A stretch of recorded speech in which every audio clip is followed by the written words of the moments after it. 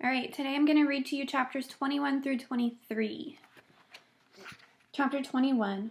Why, it's absolutely brilliant, cried the old green grasshopper when James had explained his plan. The boy's a genius, the centipede announced. Now I can keep my boots on after all. Oh, I shall be pecked to death, wailed the poor earthworm. Of course you won't. I will, I know I will, and I won't even be able to see them coming at me because I have no eyes. James went over and put an arm gently around the earthworm's shoulders.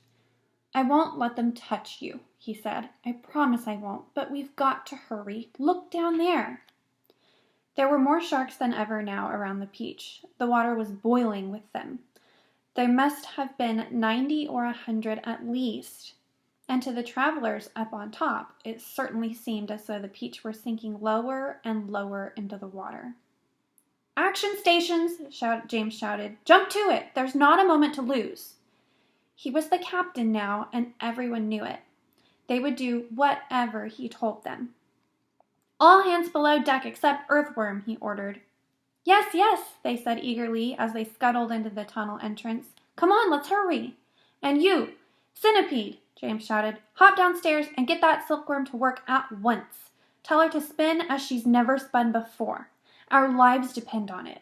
And the same applies to you, Miss Spider. Hurry on down. Start spinning. Chapter 22.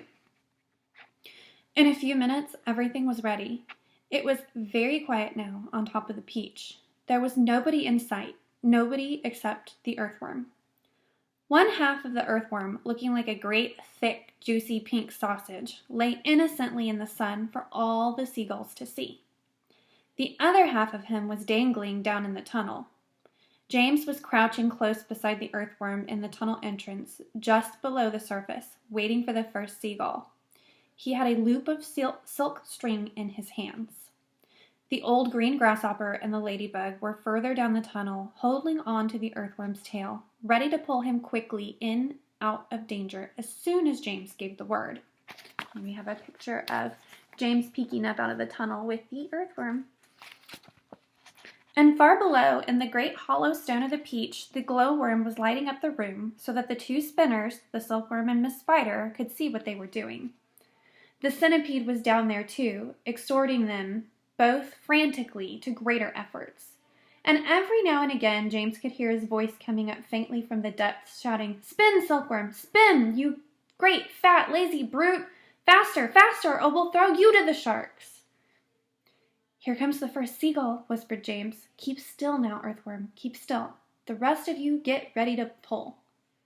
Please don't let it spike me, begged the earthworm. I won't. Shh. Out of the corner of one eye, James watched the seagull as it came swooping down toward the earthworm. And then suddenly it was so close that you could see its small black eyes and its curved beak, and the beak was open, ready to grab a nice piece of flesh out of the earthworm's back. Pull! Shouted James. The old green grasshopper and the ladybug gave the earthworm's tail an enormous tug, and like magic, the earthworm disappeared into the tunnel. At the same time, up went James's hand, and the seagull flew right into the loop of silk that he was holding out. The loop, which had been cleverly made, tightened just the right amount, but not too much, around its neck, and the seagull was captured. Hooray! Shouted the old green grasshopper, peering out of the tunnel. Well done, James! Up flew the seagull, with James paying out the silk string as it went.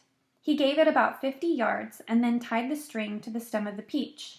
Next one, he shouted, jumping back into the tunnel. Up you get again, earthworm. Bring some more silk, centipede. Oh, I don't like this at all, wailed the earthworm. It only just missed me. I even felt the wind on my back as it went swishing past. Shh, whispered James. Keep still. Here comes another one. So they did it again, and again, and again, and again. And the seagulls kept coming, and James caught them one after the other and tethered them to the peach stem. 100 seagulls, he shouted, wiping the sweat from his face. Keep going, they cried. Keep going, James. 200 seagulls, 300 seagulls, 400 seagulls. The sharks, as though sensing that they were in danger of losing their prey, were hurling themselves at the peach more furiously than ever, and the peach was sinking lower and lower still in the water. 500 seagulls, James shouted. Silkworm says she's running out of silk, yelled the centipede from below. She says she can't keep up much longer, nor can Miss Spider. Tell them they've got to, James answered. They can't stop now. We're lifting, somebody shouted. No, we're not. I felt it. Put on another seagull, quick. Quiet, everybody, quiet. Here's one coming now. This was the 501st seagull, and the moment that James caught it and tethered it to the stem with all the others, the whole enormous peach suddenly started rising up slowly out of the water. Look out! Here we go! Hold on, boys! But then it stopped, and there it hung. It hovered and swayed, but it went no higher. The bottom of it was just touching the water. It was like a delicately balanced scale that needed only the tiniest push to tip it one way or the other. One more will do it, shouted the old green grasshopper looking out of the tunnel. We're almost there. And now came the big moment. Quickly, the 502nd seagull was caught and harnessed to the peach stem.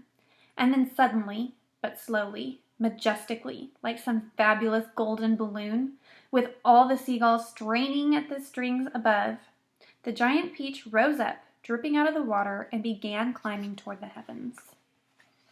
There we go. There's a picture. All right, chapter 23.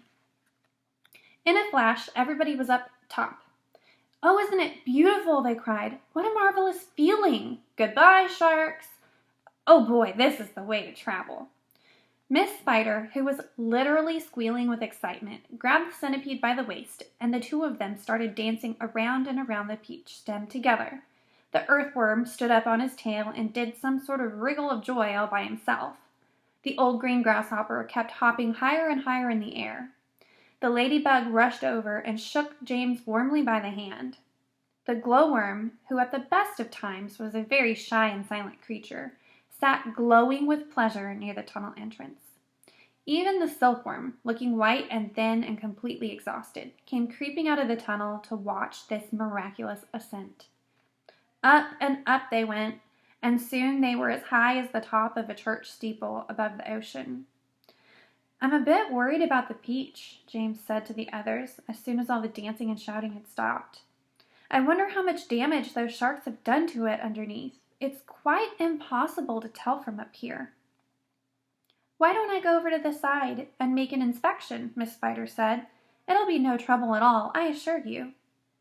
And without waiting for an answer, she quickly produced a length of silk thread, attached it to the end of the peach stem. I'll be back in a jiffy, she said, and then she walked calmly over to the edge of the peach and jumped off, paying out the thread behind her as she fell. The others crowded anxiously around the place where she had gone over. Wouldn't it be dreadful if the thread broke? The ladybug said. There was a rather long silence. Are you all right, Miss Spider? Shouted the old green grasshopper. Yes, thank you, her voice answered from below. I'm coming up now. And up she came, climbing foot over foot up the silk thread, and at the same time tucking the thread back cleverly into her body as she climbed past it. Is it awful? They asked her. Is it all eaten away? Are there great holes in it everywhere? Miss Spider clambered back onto the deck with a pleased but also rather puzzled look on her face. You won't believe this, she said, but actually there's hardly any damage down there at all. The peach is almost untouched. There are just a few tiny pieces out of it here and there, but nothing more. You must be mistaken, James told her. Of course she's mistaken, the centipede said. I promise you I'm not, Miss Spider answered. But there were hundreds of sharks around us. They churned the water into froth. We saw their great mouths opening and shutting. I don't care what you saw, Miss Spider answered. They certainly didn't do much damage to the peach. Then why did we start sinking? The centipede asked. Perhaps we didn't start sinking, the old green grasshopper suggested. Perhaps we were all so frightened that we simply imagined it. This, in point of fact, was closer to the truth than any of them knew. A shark, you see, has an extremely long, sharp nose, and its mouth is set very awkwardly underneath its face and a long way back. This makes it more or less impossible for it to get its teeth into a vast, smooth, curving surface, such as the side of a peach. Even if the creature turns onto its back, it still can't do it, because the nose always gets in the way. If you have ever seen a small dog trying to get its teeth into an enormous ball, then you'll be able to imagine roughly how it was with the sharks and the peach. It must have been some kind of magic, the ladybug said. The holes must have healed up by themselves. Oh, look, there's a ship below us, shouted James. Everybody rushed to the side and peered over. None of them had ever seen a ship before. It looks like a big one. It's got 3 funnels. You can even see the people on the decks. Let's wave to them. Do you think they can see us? Neither James nor any of the others knew it, but the ship that was now passing beneath them, was actually the Queen Mary, sailing out of the English Channel on her way to America. And on the bridge of the Queen Mary, the astonished captain was standing with a group of his officers, all of them gaping at the great round ball hovering overhead. I don't like it, the captain said. Nor do I, said the first officer. Do you think it's following us? Said the second officer. I tell you, I don't like it, muttered the captain. It could be dangerous, the first officer said. That's it, cried the captain. It's a secret weapon. Holy cats! Send a message to the Queen at once. The country must be warned. And give me my telescope. The first officer handed the telescope to the captain. The captain put it to his eye. There's birds everywhere, he cried. The whole sky is teeming with birds. What in the world are they doing? And wait a second. There are people on it. I can see them moving. There's do I have this darn thing focused right? It looks like a little boy in short trousers. Yes, I can distinctly see a little boy in short trousers standing up there. And there's a sort of giant ladybug. Now just a minute, Captain, the first officer said. And a colossal green grasshopper. Captain, the first officer said sharply. Captain, please. And a mammoth spider. Oh dear, he's been at the whiskey again, whispered the second officer. And an enormous, simply enormous centipede, screamed the captain. Call the ship's doctor, the first officer said. Our captain is not well. A moment later, the great round ball disappeared into a cloud, and the people on the ship never saw it again. And here we have a picture of the ship, and if you can see, there's a little picture of the captain with his telescope. All right, guys, that's the end of chapter 23.